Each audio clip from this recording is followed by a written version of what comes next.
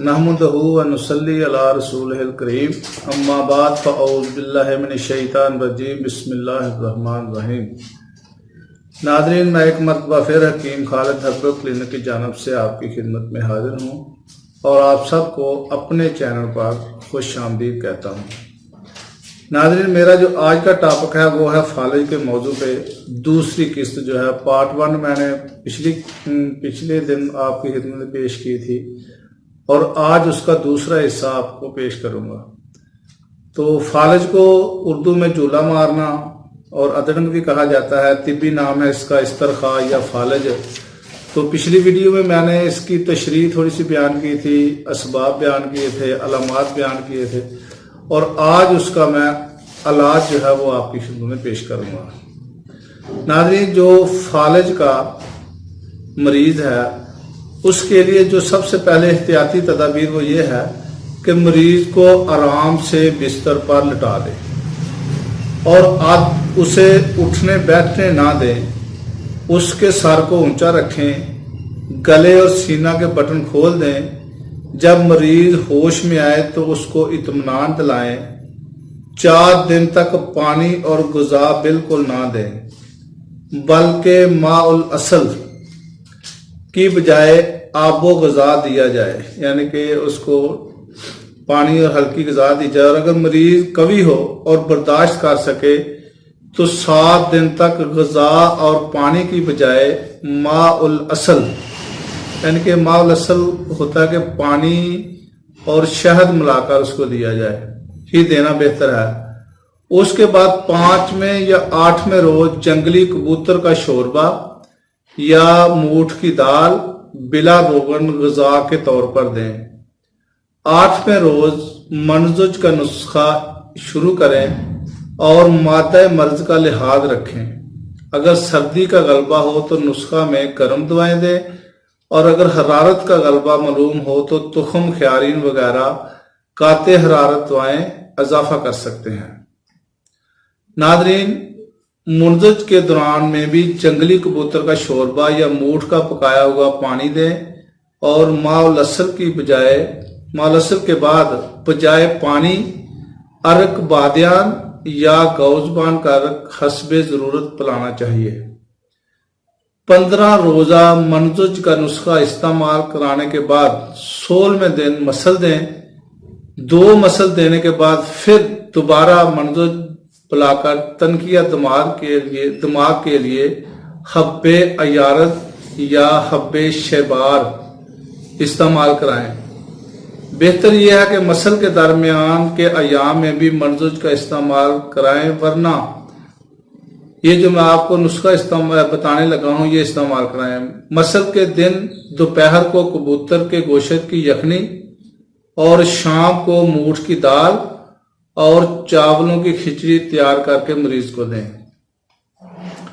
तनकिया के बाद गर्म और मुकव्वी असाब मजूनों पर मुदावत करें और पट्ठों को मजबूत करने वाले गर्म रोगनियात की मालिश मऊफ हिस्सा जिस्म पर की जाए जहां पे आप यानी कि फालिज का असर हुआ है।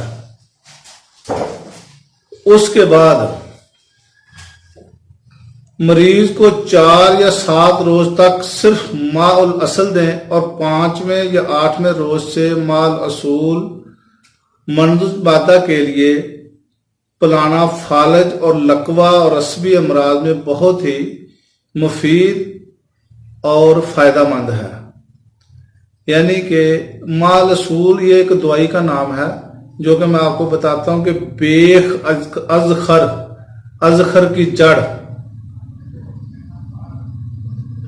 बेख किबर, बेख करफ्स, बेख बादियान, असल अलसोस यानी कि मलट्ठी, परशेवसान, इस्तखदूस, बादियान यानी कि सौंफ, तुखम खत्मी, तुखम खबाजी, गौजबान, ये तमाम दवाएं आपने 5-5 माशा लेनी है। मुवेज मुनक्का 9 दाना, अंजीर जर्द 3 दाना, सब दुआओं को रात भर गर्म पानी में भिगो दें। सुबह को मल छान कर शहद खालस 4 तोला मिलाकर पिलाएं। 15 روزہ یہ منزج پلا کر 16ویں دن سناب مکی 9 ماشا اضافہ کر کے جوش دے کر چھان کر اجزائے مسئلہ یعنی ترنجبین 4 تولہ، شکر سرخ 4 تولہ، مغز فلوس 4 تولہ، گلقند 4 تولہ، شیرہ مغز بادام 7 عدد اضافہ کر کے مسل دیں، یعنی کہ مریض کو مسل کہا جاتا ہے جلاب کو، لوز موشن کو۔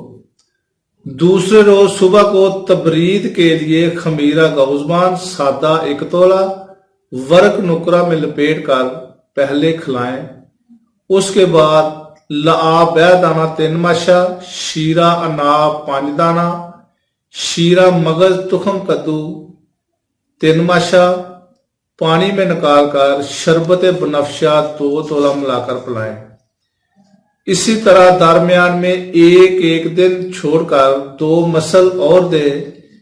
تیسرے اور چوتھے مسل میں تنقیہ خاص کی غرض سے رات کو حب عیارت یا حب خاص کھلا کر صبح کو مسل کا نسخہ پلائیں، لیکن اس میں مغز فلوس اور شیرہ بادام نہ ڈالیں۔ تنقیہ کے بعد مجون فلاسفہ یا مجون سیر یا مجون ازارہ کی یا دوال مسک خار یا خمیرہ ابریشم اود مستگی والا مریض کو کھلائیں، اور عرق گوزبان 10 تولہ میں استخدوس بادر نجبویہ دونوں 3 ماشا کو جوش دے کر صاف کر کے خالص شہد 2 تولہ ملا کر مریض کو پلائیں۔ پٹھوں میں قوت پہنچانے کے لیے روغن سرخ یا روغن سیر یا روغن قسط کی نیم گرم مالش کریں۔ 5 دن اول ماء الاصل شہد 2 تولہ عرق گوزبان 12 تولہ جوش دے کر مریض کو پلائیں۔ اس کے بعد چند روز تک کبوتر کا شوربہ پلائیں، پھر اس کے بعد منزج یا مسل دیں۔ اس کے بعد صبح مجون فلاسفہ یا جوگراج گگل 5 ماشا ماء الاصل 8 تولہ، اور شام کو مجون سیر علوی خان یا مجون ازرہ کی 3 ماشا ماء الاصل 8 تولہ کے ساتھ مریض کو کھلائیں۔ فالج کی ایک قسم فالج دموی بھی ہے، اس میں خون کا دباؤ بڑھ جاتا ہے اور آخر کار دماغ میں کسی چھوٹی رگ کے پھٹ جانے سے جسم کے نصف حصہ کا فالج ہو جاتا ہے۔ اگر جریان خون دائیں جانب ہو تو بائیں حصہ کا فالج ہوتا ہے، اور اگر بائیں حصہ کا ہو تو داہنی طرف مفلوج ہو جاتا ہے، یعنی کہ یہ ایک دوسری قسم آ گئی ہے۔ یہ انشاءاللہ تعالیٰ اس کے بعد اس کا دوسرا جو اس کی علیحدہ قسم ہے، اس کی میں ویڈیو بھی علیحدہ بناؤں گا، کیونکہ اس کی تشریح علامات اور اسباب الگ ہیں، اس کا علاج بھی الگ ہے۔ اس لیے یہ جو عام فالج ہے، اس کی میں نے آپ کو جو بھی اس کے علاج ہیں، علامات ہیں، اسباب ہیں، وہ آپ کی خدمت میں پیش کیے ہیں۔ اس کو آزمائیں اور انشاءاللہ تعالیٰ مریض کو اس کے مطابق علاج کریں گے تو فائدہ ہوگا۔